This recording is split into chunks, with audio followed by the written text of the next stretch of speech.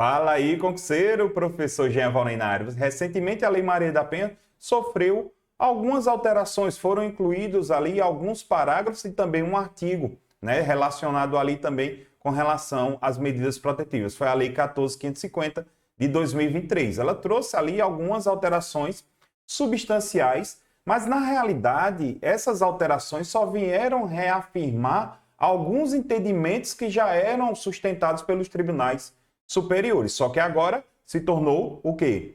Legislativo, Agora se tornou lei. Veja, as medidas protetivas de urgência, elas são aplicadas ao agressor exatamente para evitar o tão conhecido feminicídio.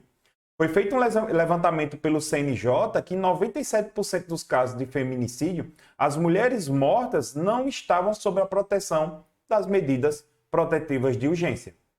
Eu quero reafirmar que o artigo 19, que houve ali as alterações do parágrafo 4º, 5º e 6º, não ampliou a competência dos juízes, não houve modificação de competência, de local. Não. Simplesmente ela reafirmou a aplicabilidade das medidas protetivas de urgência. Outra coisa que também se levantou se ampliou a competência da autoridade policial. Veja que a autoridade policial ela pode determinar medida protetiva de urgência caso no local não exista comarca. Já existe essa possibilidade. O delegado de polícia, no local onde não existe comarca de justiça, não existe juiz, vamos chamar assim, não existe uma comarca, ele pode determinar de pronto a medida protetiva de urgência, devendo informar nas primeiras 24 horas a autoridade competente. E também o artigo 12C, que fala sobre isso, também traz a possibilidade que o policial militar ele também possa determinar as medidas protetivas de urgência no sentido de salvaguardar a mulher. Só que ele só pode fazer isso no local onde não tem o quê? Delegacia de polícia, ou seja, não tem delegado. E da mesma forma ele vai ter que informar nas primeiras 24 horas essa medida que ele tomou, beleza? Olha só o que é que diz a lei, ó. As medidas protetivas de urgência poderão ser concedidas pelo juiz, a requerimento do Ministério Público ou a pedido da ofendida. Veja, eu quero chamar a atenção que os juízes, quando queriam aplicar a MPUs, medidas protetivas de urgência, eles só queriam aplicar as medidas protetivas de urgência se pelo menos já existisse um inquérito policial. Em alguns casos, eles só queriam aplicar as medidas protetivas de urgência se já existisse uma ação penal.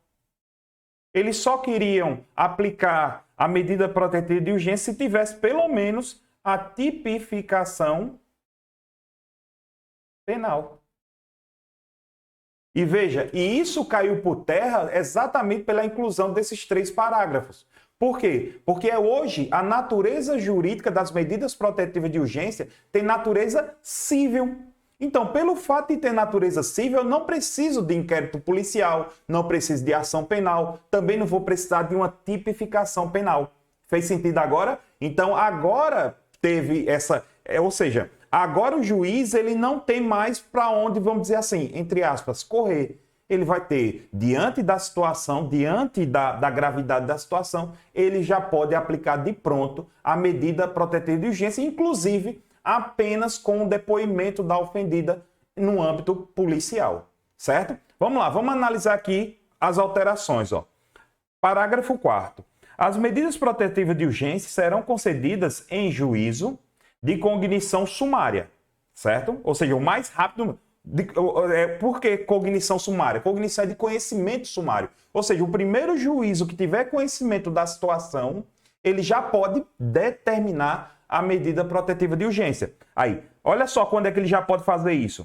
A partir do depoimento da ofendida, perante a autoridade policial ou da apresentação das suas alegações escritas. Então, ele já pode aplicar de pronto. E a lei ainda confirma. Ó, e poderão ser indeferidas, olha só, as medidas protetivas de urgência, elas podem ser indeferidas no caso de quê? Que a avaliação pela autoridade exista a inexistência de risco à integridade física, psicológica, sexual, patrimonial da ofendida e de seus dependentes. Qual foi agora a mudança? Se eu fazer uma leitura gramatical desse parágrafo, agora constata que as medidas protetivas de urgência agora é a regra. Agora é a regra. Antes dessa alteração legislativa, era a exceção. Então, se por acaso eu aplico, se por acaso for verificado a inexistência de risco, eu posso revogar as medidas protetivas de urgência. Ou seja, é uma medida protetiva de urgência. É uma maneira de salvaguardar. É como se fosse como eu falei anteriormente, uma antecipação da tutela penal. Certo? Olha lá. As medidas protetivas de urgência serão concedidas, olha agora, ó, independente da tipificação penal da violência, saber qual foi o artigo, não importa mais, do ajuizamento da ação penal ou civil, tá vendo aí? E também da inexistência de inquérito policial ou do registro do boletim de ocorrência. Percebeu aí? Por quê? Deixa eu explicar como acontecia na prática.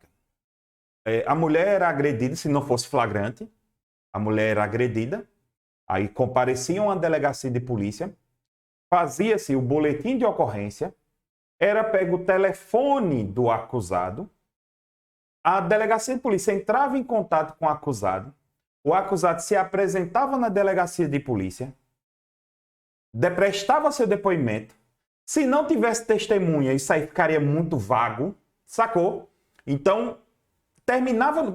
Entenda que os crimes de violência doméstica, a maioria dos casos são o que a gente chama de cifra negra. Acontece na calada da noite, acontece no âmbito doméstico, onde praticamente pouca gente tem conhecimento disso. Pouca gente tem conhecimento disso. Então, diante desse contexto, agora, esses parágrafos agora diz o seguinte, ó, independente se existir boletim de ocorrência ou não quer nem saber, já pode aplicar medida protetiva de urgência. Porque entenda, daqui que eu vinha chamar o acusado para ele prestar depoimento, tentar buscar testemunha, fazer o inquérito policial, fazer o relatório, mandar para o juizado de violência doméstica, meu amigo, para quando chegasse no juizado de violência doméstica fosse aplicada a medida protetiva de urgência, meu irmão, muitas das vezes a mulher já estava morta. Entendeu? Então essa foi essa alteração trazida, a importância agora desse artigo 5º da Lei Maria da Penha, perfeito? Vamos lá, vamos seguir aqui, ó.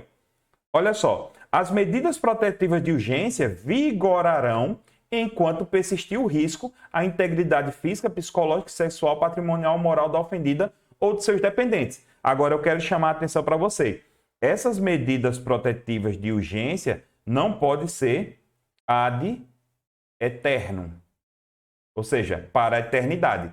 Tem que ser feita uma reavaliação da permanência dessa medida protetiva de urgência.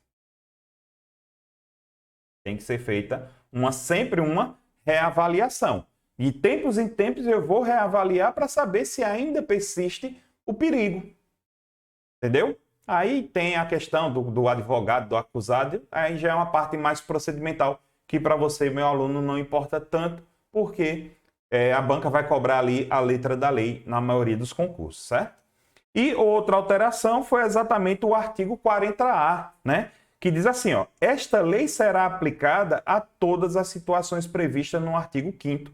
Agora, ó, independente da causa ou da motivação. Então, agora, independente da causa ou da motivação dos atos de violência doméstica, vai tudo correr para a vara de violência doméstica. Essa é a minha visão, só que é assim. Como é uma novidade, isso aqui ainda vai ter muitos panos para manga. Veja, deixa eu explicar aqui qual é o problema disso aqui. Por isso que eu estou aguardando alguns doutrinadores escreverem mais sobre isso, mas assim, na minha visão, isso vai causar um certo problema. Vamos lá, pensa comigo aqui. Vamos imaginar que eu sou chefe de uma quadrilha, de uma organização criminosa perigosíssima, certo? Eu chego na minha casa, onde está minha mãe, minhas irmãs. Eu chego e digo assim, olha, eu vou botar minha droga todinha aqui dentro porque a polícia está querendo me pegar, então vai ficar todo mundo. Agora, quem me entregar, eu mato todos vocês. Entendeu agora a lógica aí? Será que vai haver... Aí eu sendo pego, sendo denunciado e sendo pego, eu vou responder tráfico de droga, organização criminosa em uma vara comum, numa vara criminal comum, e pela ameaça à minha mãe e minhas irmãs na vara de violência doméstica, ou vai haver uma conexão? Na minha opinião, vai ser afastado a violência doméstica. Essa é a minha opinião. Mas pela letra da lei, era para ser o quê? Tudo ser julgado na vara de violência doméstica e familiar, inclusive da organização criminosa. Então, assim, como eu estou dizendo, atualmente isso aqui vai causar muitos problemas. Vai causar. Então, a gente vai ter que aguardar o que é que os tribunais superiores vão decidir com relação a isso. Até começarem a ser usada essa lei, os processos vão subir, chegar na instância superior. Mas antes disso, muitos doutrinadores vão escrever sobre isso e daqui para lá a gente vai se adequando, beleza? Essa é minha interpretação.